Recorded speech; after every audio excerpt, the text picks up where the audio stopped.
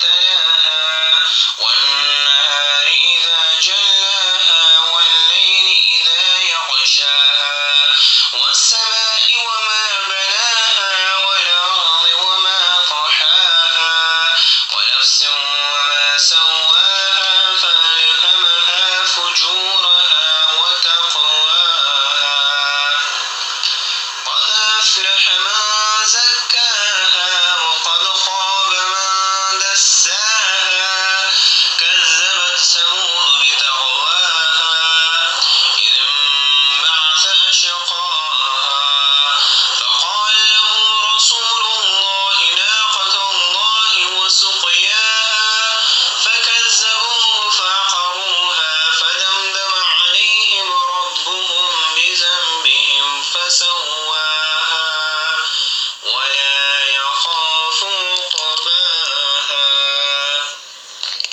صدق الله.